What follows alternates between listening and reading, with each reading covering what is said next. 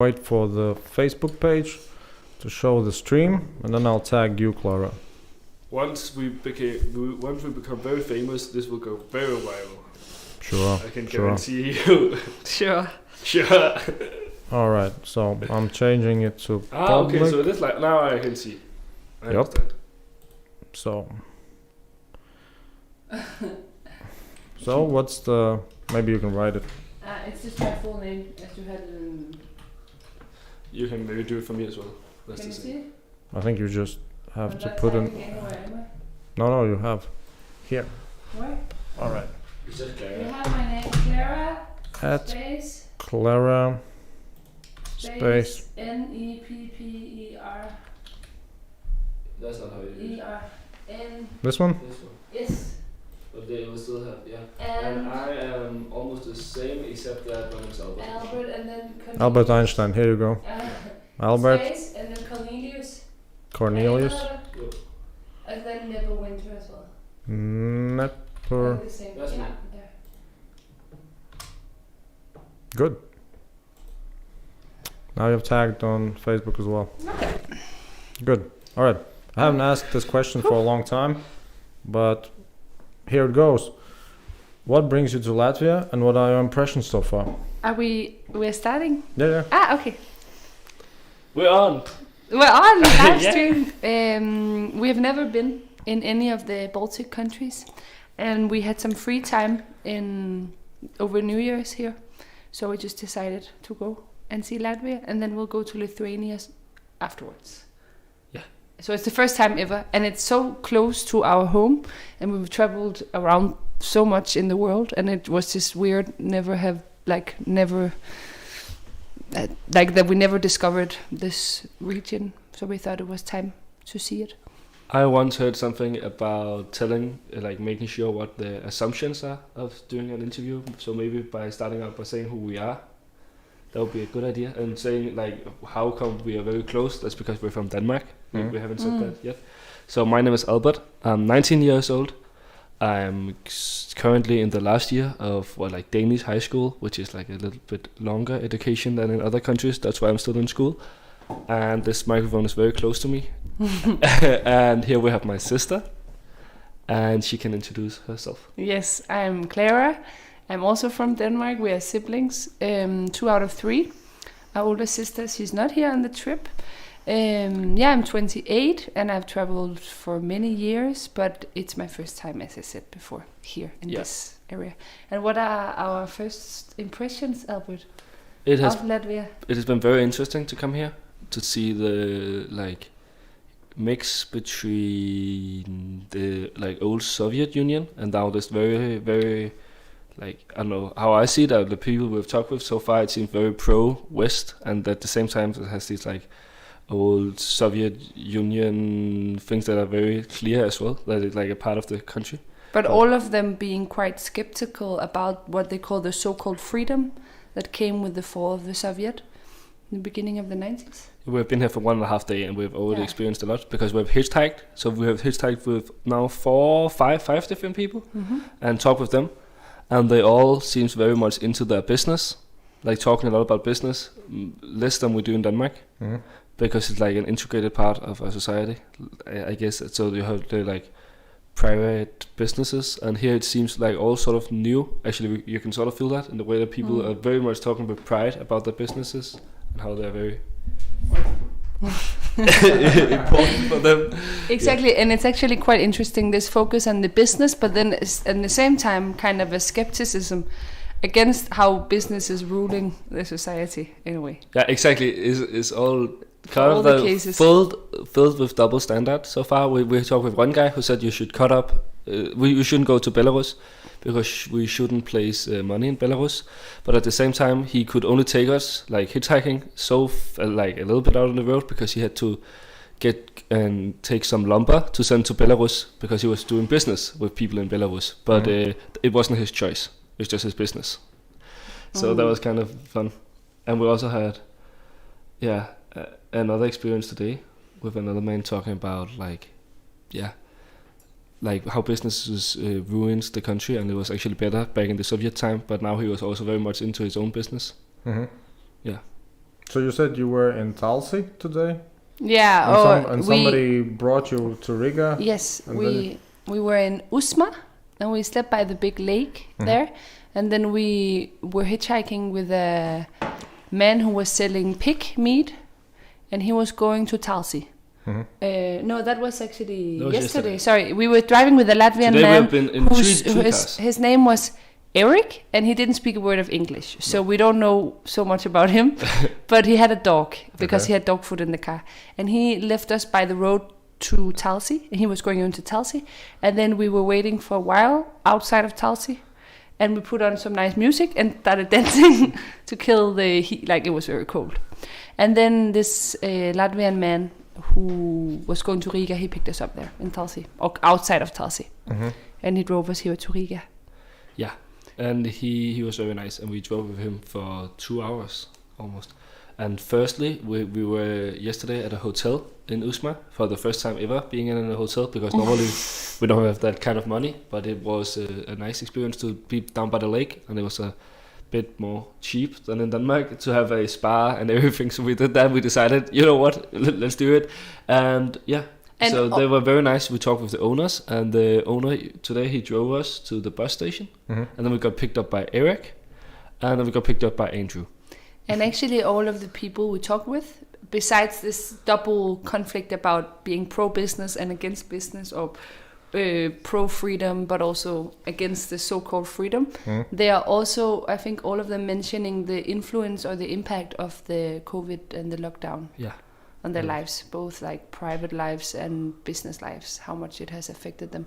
Several of them had to change place of living and way of working because of the COVID. For example, this Andrew that we drove with today, he moved to Ventspils with his family because he used to work only in events and in pubs, and that was kind of tough the first 1.5 years. And the family that had the hotel, they opened the hotel during the pandemic, and then of course it was a tough time. And then the husband, he started doing like double work in Riga. So yeah, everyone has been kind of influenced by that. Yeah. Denmark is being actually all sort of praised in Latvia as an example what to do and how to do it. Also now, these sort of, but weeks. Today we had 21,000 cases of corona. But the thing about the skepticism, I think I know at least some part of it why that is, because the people in Latvia, they are not really used to, let's say, an honest politician in a sense, which is almost always the case in everywhere, right? The politicians are shady, but in a sense that we had several instances where you see after the fact, let's say many years after the fact, that somebody was actually bribed, somebody was actually we heard about corrupt. that today as well. Yeah, so it's a matter of trust, and to be honest, I mean, I have come across some politicians in Latvia. Yeah, I don't trust them either. Do you trust any of them? Any of the politicians? Yeah, well, I'm sure there are politicians who are actually pretty straightforward and don't do anything shady. I'm sure of that. I just haven't come across them, right? And it's a matter of influence, because we have our parliament is 100 people. Well, funny thing is, here's the thing about let's say the Soviet influence. We have a parliament. I think we are the only parliament in the world. 100 parliamentarians, right? They are elected, but only, I think now 97 or 98 can work. Why? Because the rest don't have the certificate, right? Because the parliament enacted a law that prohibits parliamentarians who have no COVID certificate to work, right? Which is basically unconstitutional. So if you're not vaccinated, or if you haven't been infected or haven't been vaccinated, even if you are already elected as a parliamentarian, you cannot work as a parliamentarian. What about online, working from home? Zoom That's the funny meetings thing. and They stuff. did that, right? They did Yeah. that for the past 1.5 years. Yeah, All the parliament worked remotely. yeah, The exactly. municipalities worked remotely, but they enacted a special law who said, we don't care whether or not you can work remotely. If you are an elected official and you don't have the certificate, you cannot work, and you won't get any salary. We won't get anything, right? And people and the funny thing is, before enacting the law, which it was enacted more than a month ago, right? Even the parliament's judicial bureau said this law that you are about to pass is unconstitutional. I just want you to take that into the protocol, right? So yeah, there you go. That's one of the reasons why people are skeptical in Latvia, because even the parliament's legal specialists can say to the politicians what you are about to do. We have a whole case of that in Denmark as well. Really? Right now, yeah, we have a lot of. Denmark is not perfect at all. I mean, we have a lot of cases. Isn't Denmark consistently the happiest place on earth? Yeah, but a lot of things people think about Denmark are weird. Lots of like- farming, lots of pigs. We have a lot like of them. 35 Lots of million bacon. a year. And they control our universities Mhm. and our studies and a lot of things. Like, they have a lot of power. Cool. The farmers are like, Which is it bad? if they can control what kind of studies are made, yeah, it is. Yeah, but it's not like Ronald McDonald from McDonald's comes to your university as a teacher, right? It's just No, but if they can control where the money goes, even though you should have a way of being critical about the farming, yes, it is bad. Oh, you mean they lobby against they some lobby Like, for environment? example, agroecology. Yeah, that's and everywhere, agriculture. right? Yeah. That's everywhere. I But mean, that's- But in it's Denmark still as well. bad, even though it's everywhere.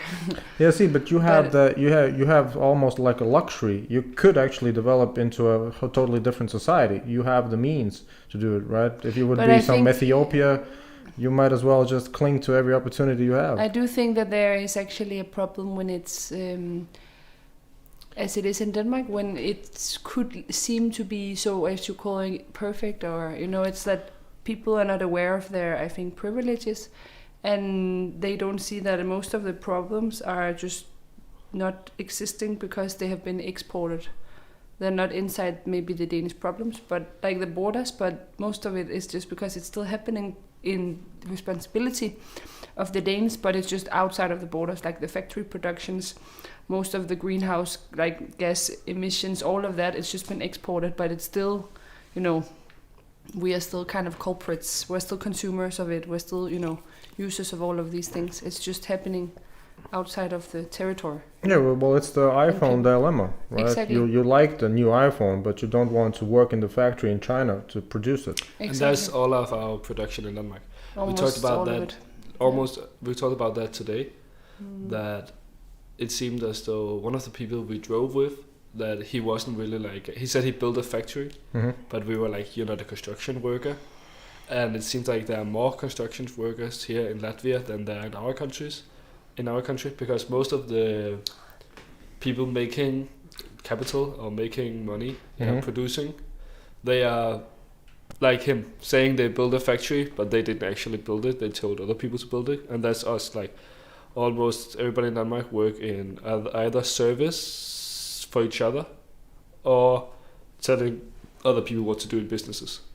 Like, for example, exporting workforce to here. Like, we have a lot of people writing articles and books, but to make a book in Denmark, we have to work with you, like Latvia, to get trees, because all of our books are made out of trees from here.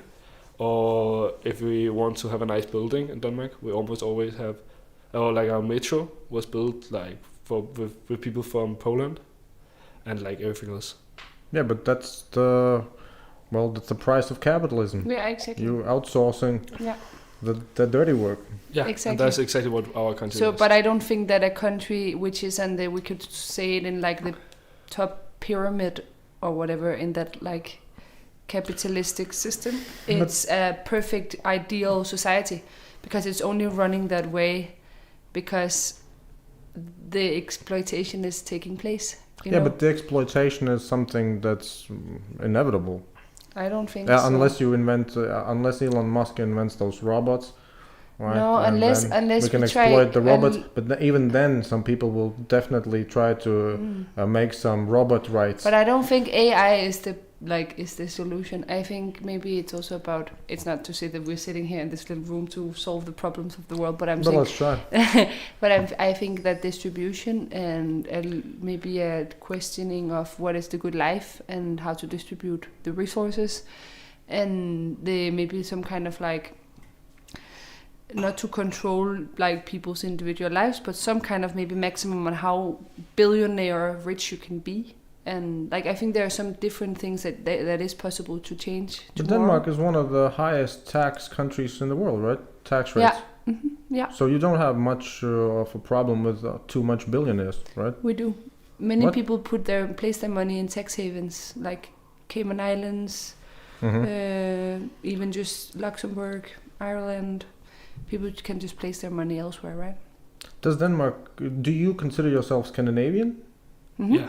All right. So Finland was the one who doesn't, Yeah, right? exactly. All right. Yeah. So. Yeah. Finland I'm is not not really sure No, what Finland is. Finland is not Scandinavia. Okay, yeah. But Scandinavian Iceland, countries Norway, are Denmark, famous Sweden. for being actually pretty low key with their money, right? Yeah, but in there's all general, a big- even the billionaires. We're very good at PR. Yeah, but I think. No, seriously, we are Yeah, but I very, think very, you very. are- Our school system is not as fantastic as it seems.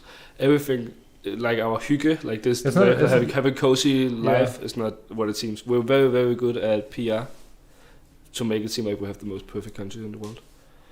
Like Well, but every time I travel, I hear, "you're from the best country in the world," and I'm like, nah. But I yeah. want to say one thing about this confidence that we talked about before with the politicians here in Latvia. Yep. I do think that there is, maybe now it's declining, but there is a big difference between the politicians in Denmark and politicians in Latvia, for example, but also just like I've been working a lot in Mexico. And for example, the confidence with the Mexican politicians or the Latvians is that generally speaking, or I think most people have confidence in some of the politicians in Denmark. And I think confidence is like, or trust is like fundamental for society to work. And I do think that maybe it's declining right now because we have cases of bribery, of corruption and all that. But for example, today we were driving with a guy who was telling us about these, when the government in Latvia is doing these tenders on different road construction, or it was about like a bathroom that was toilet that was being built in a city, for like and it cost like 55,000 euros or something. And he was complaining about how they sell it out to private companies and they win the bid. They build it, but they are like a lot of money undercover, and all this like money corruption stuff. It happens everywhere. Legal tender and public procurement are topics that, at least in Europe, are everywhere problematic. And there are two factors for it. One, it's many times too complicated to do it right. In a sense that if you would like to do it completely transparent, completely honest, completely without any shortcuts, it would take so much time, so much effort. It would be like trying to edit a 1 hour video, right? Then you have 20 hours of footage.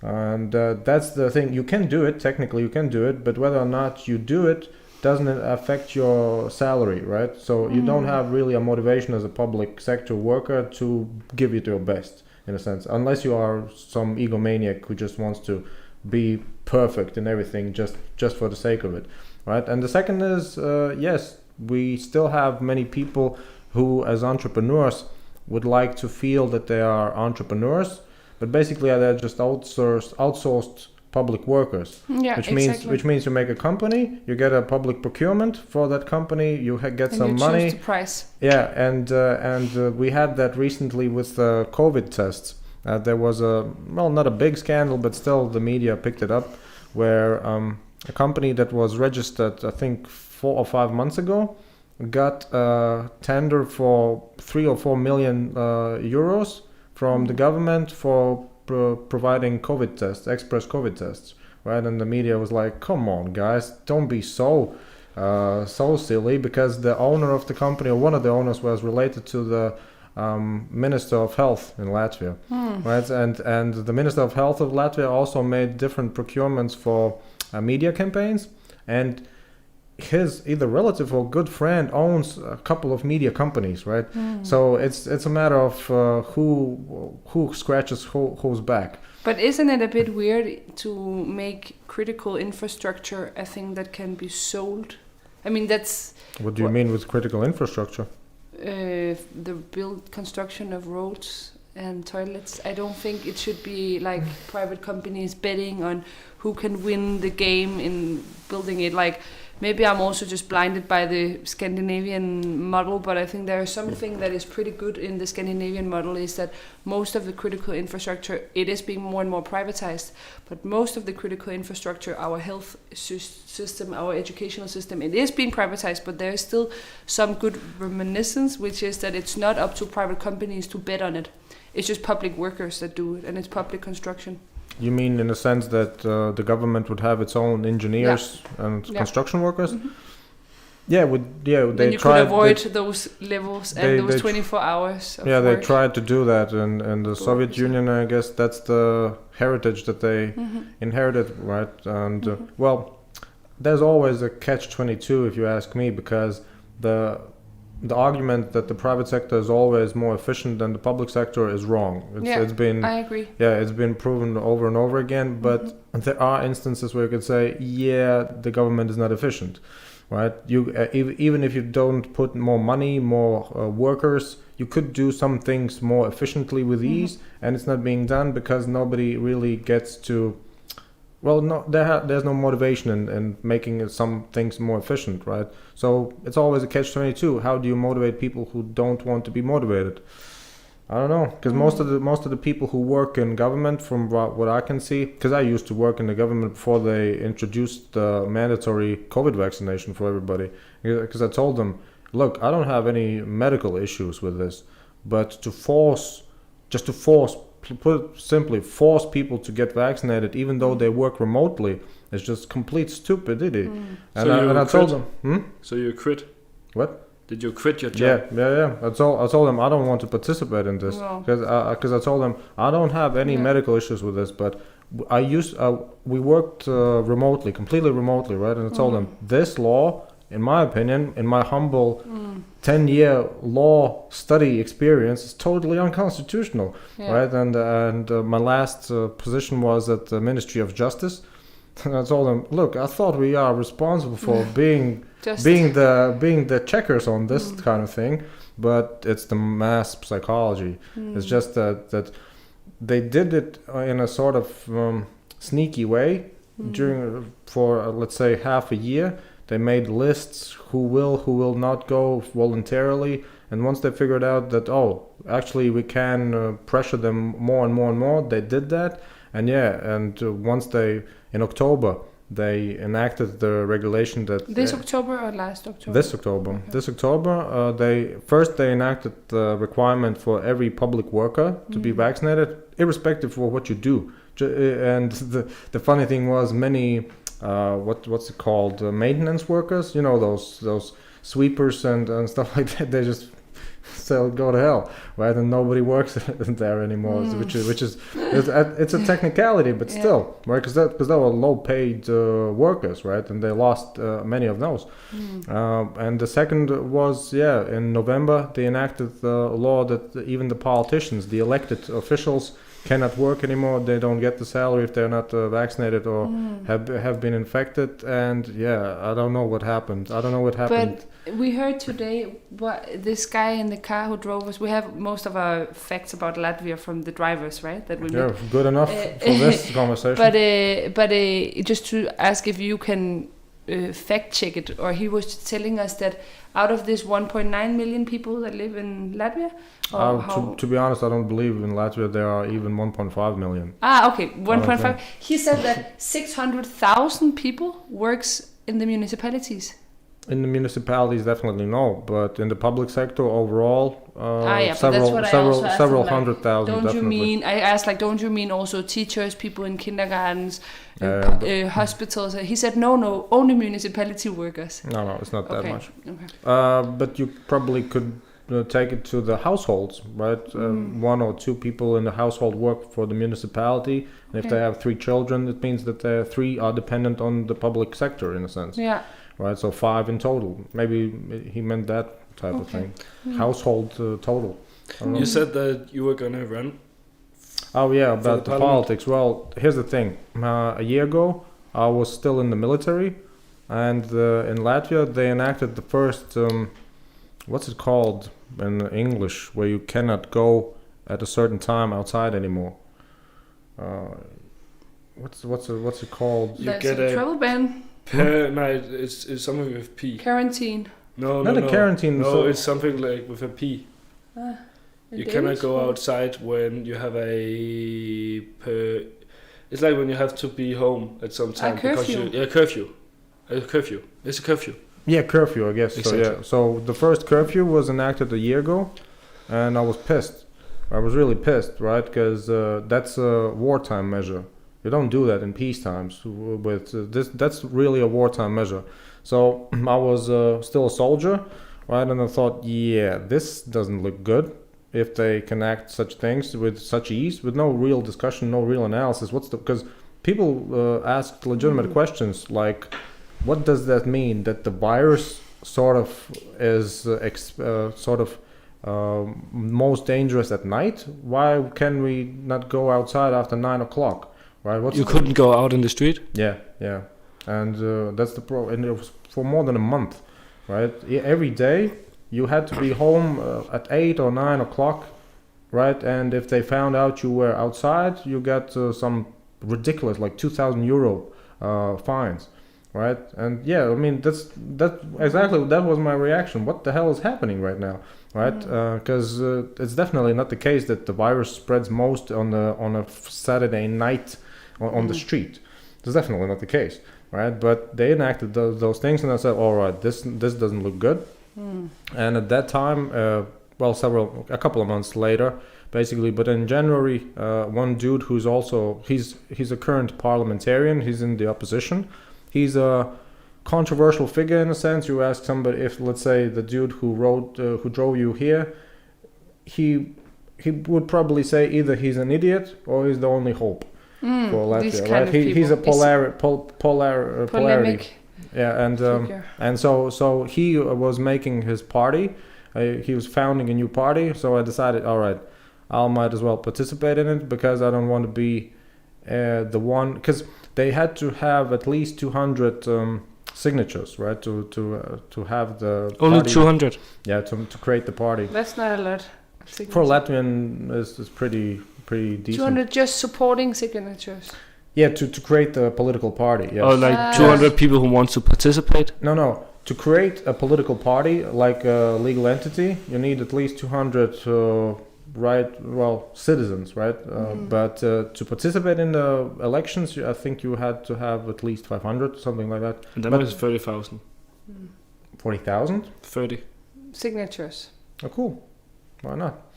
But yeah, so we had that requirement, 200, and I wasn't sure. I wasn't paying attention, to be honest. I wasn't paying attention for the last almost 10 years to politics. Well, let's put it more concise. For past 5 years, I wasn't paying any attention to the news, to politics. I just read books and talked to people, basically, right? And once that time came around, that we have all those COVID restrictions that didn't make any sense. I just happened to see on Facebook that politician. I didn't pay attention to him beforehand, and that once he said, we will create a political party, a new political party, and we will do it online, because due to the restrictions you couldn't go to the let's say what's called the Congress, I guess, where you just make the founding documents. But anyway, so yeah, I find that interesting, and also I was pissed about the restrictions. And the thing was that when I entered the military in 2015, I was already in a political party, the National Union, right? But it was mostly due to the fact that I was more interested in what happens firsthand. I didn't want to look at the news. I was more interested in going to the bureau and finding out from the politicians themselves what happens in the parliament and stuff like that. But every once in a while, because it was really close to my university, right? I got into the military. They saw that I was a political party member, and they made me quit the political party because they said soldiers cannot be a political party member, I told them, where do you see that kind of restriction?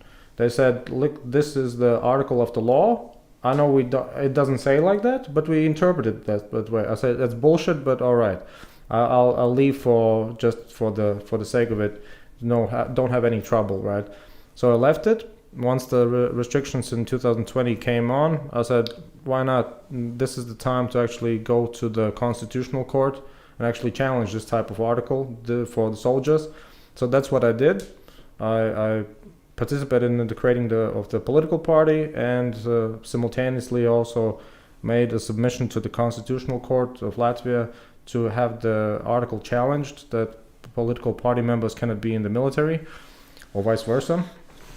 And due to the fact that I participated in the creating of the political party and that I challenged the article, the military wasn't really having it, right? They sort of got pissed themselves. They didn't punish me in any way, but they definitely canceled all my career plans in the military, right? And I told them, look, I'm not participating in any circus. If you don't like it, we can just split, right? I'm not here to just waste my time. So that's what I did. Found a new job at the Ministry of Justice. Worked there. Why not? Everything. What was your career plans in the military? Well, I was supposed to take over the position as the head of the legal division at the National Guard. Because in the last 5 years, I was in different places on all of the National Armed Forces. And the National Guard requested me in 2017, well, basically 2018. They requested me. I had worked with them. They requested me. And then in a couple of years, they wanted me to take over the legal department once the previous head retired, right? And that was supposed to happen 2 months ago, right? So yeah, if it wouldn't be for COVID, I would probably be now just in my comfortable office, right? And other than that, nothing really changed. But yeah, the fact that I participated in the political party and the Constitutional Court got me sort of off my career path. And then I said, look, I'm not if I won't be the head, if I won't get to the, because once you are the head, you need to go to several military courses and those military education. Why do you have to be a soldier to be the head of?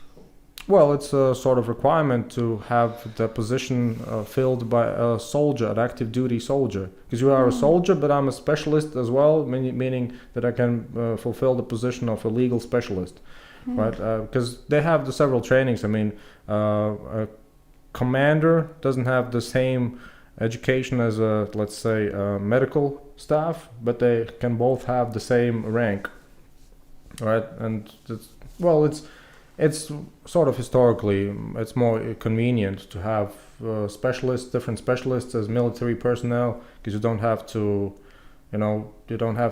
sort of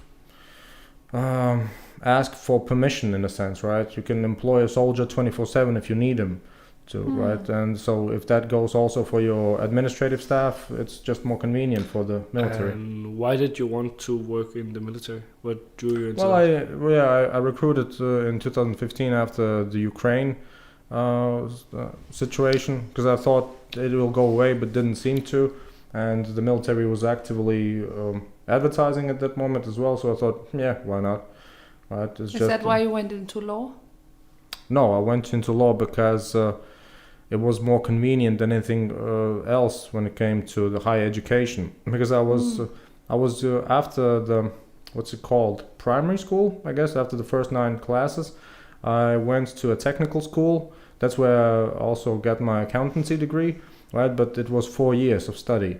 And my classmates, they went just to secondary school, high school, I guess, right? And that was only 3 years. Meaning I spent 1 more year than my previous classmates, right? And when it came to choosing the university and higher education, law was the only one that had a 3-year education compared to the rest, which had 4 years. So I just one less. So I chose that one, and I also got into the sort of, what's it called, state financed position, meaning I didn't have to pay for the studies, because most university positions are being paid by the students, right? We only have a certain small percentage of public financed study places in the universities, So why did you get your place financed? Because of the grades. They just choose from your application what's your average grade. I don't know whether the test I had to take a test, application test, or what's it called? So yeah, entry exam, I guess that's what it called. Yeah, and it was really close by, just 2 blocks from here. We went to see it. It's the very place called Latvian University. Yeah. Yes, exactly. But we tried to get in, but the door was locked. Sure, on the 30th of September. I would guess so. So yeah, that's just out of convenience. Yeah. Right, because other than that, if I would have been in in America, I would probably have went somewhere totally else. But then, this political party that's newly constituted. Oh, what's the name of it? I got, of course, right. Yeah. About so that's what happened, right? It sort of made me cut off the career path that was initially ahead of me, in a sense. And recently, just the leadership of the party sort of invited me to come discuss with them, and they asked me whether or not I would like to be a candidate for the next election. I told them not at all.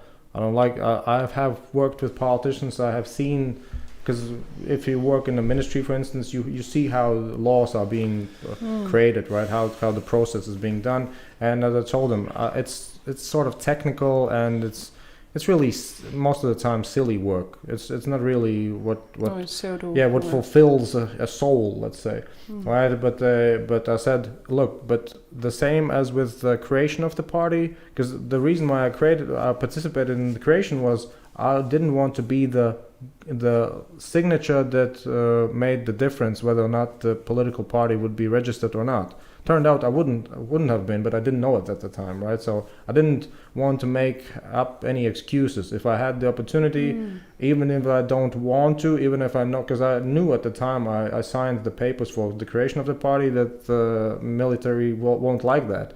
I knew that, right? So it's a matter of, all right, which is the least bad experience, my conscience or just some explaining to do. So I chose that, and I left my conscience intact. So that's what I did with the creation of the party, and that's the same I would do for the candidacy. And so I told them I don't want to, but if you guys need it, if there's a sort of like a quota that you have to fulfill, yeah, cut me in. Why not? And so yeah. So all right. So you're waiting and seeing. When is the election? The election is in October. What's the name of the party? In Latvian or in English? Maybe both. In Latvian, likums un kārtība, and in English it would be law and order. Law and order. I already said initially that seems a cheesy name for a political party, but hey, all the political process in the last 1.5 years is cheesy. Yeah. And so yeah, basically I just got so pissed that I But how come got me into some. I mean, there is so much to be pissed about in the society. Why did you become so pissed by this exactly? I mean, a lot of stuff is happening that is outside of COVID that's also fucked up. Why exactly COVID? I mean, once you actually had like a virus that could affect, like 1.5 years ago, we didn't know that it wasn't this dangerous. I can see now why you would be pissed, because now it mostly seems like it's something bureaucratic, but there's so much to be pissed about in the world. Yeah, but a lot of stuff. And you were saying you would have sit happily in your office in the military and not thought about, being critical. Why did exactly COVID made you be critical? Well, because I was under the impression that even though we are a part of several international organizations, that we are actually determining our own fate, right? That we are actually evaluating that we are actually creating our own destiny, and in a sense, our political leadership, our legal system, even though it's not perfect in the least, you just calibrate it towards a better system, just a little bit better. It's not so efficient, it's not so fast as you would like it to be, but at least you calibrate it towards a proper system, right? You had some type of aim. But once the first curfew was introduced, I said, this is some serious nonsense. But that's because it's the first time it hit your private sphere. Yeah, if it wouldn't have been for the curfew, I was willing to accept the distancing, the masks, right? I was reasonable in the sense that, all right, we don't know how risky this whole thing is, so yeah, we can technically manage this in different ways. But the curfew thing was the first thing I said, look, do you have any data that the virus spreads exponentially during night, or what is the reason why you are not allowing me to go outside in the night? I think it's a really nice topic to discuss, but I also think we should soon finish because I really would like to go to this concert. And does it start at 7 or? But yeah, it starts in 20 minutes. Yeah, all right. But maybe we can continue the talk at some other point because I think it's I don't know, because this topic is interesting. Like, what makes us be engaged in politics? Because I think it's very interesting. Why do we get interested in something when it touches us? Because there's like my friends, never interested in anything. But the moment it hits their lives, like COVID, affects like their everyday life, and some they're like, "Hey, we should do something about this. This can't be right. This can't be what is happening." I'm like, the world has been fucked up for so many years. You cannot say that it's just the current state. If you go 100 years back in time, it was fucked up. If you go 50 years back in time, it was fucked up. We have to be political all the time. It can be the first time it hit your life. You have to like, oh, there's curfew. This doesn't make any sense. Now I need to be political. No, but that's the thing. It was just a wake-up call for many because it's not about whether or not it hits you personally. It's about whether or not the direction is heading. Because you can say there has always been corruption, right? But trust me, in Latvia, it was less corruption than in the 80s in the Soviet Union, right? It's not about whether or not there is any let's say criminal activity. It's about the relevancy and the intensity. You can definitely say that you were more at risk in the Soviet Union as a citizen than you were in, let's say, 2019 Latvia, right? And now 2020 came with all those restrictions, all those just illogical decisions, because there were many illogical decisions. For instance, you went into the grocery store, and 1 minute. You went into the grocery store and there was a restriction that you could buy this product, but you couldn't buy this product. It was next to it, right? But they had to put some type of restrictions to it because you cannot grab this one once you're in the grocery store, right? It's the same thing that you have to take up a shopping bag. Well, that's for just counting. They had to know how many people were in the shop. You can count. She was counting, but everybody a weird way of. But everybody has to touch the same thing then, and that doesn't make sense in terms of corona. Epidemiological, sure. All right, wrap it up. Yeah, let's wrap it up. We can be this volume 1, and then maybe there can be a volume 2. Yeah, sure thing. All right, thanks.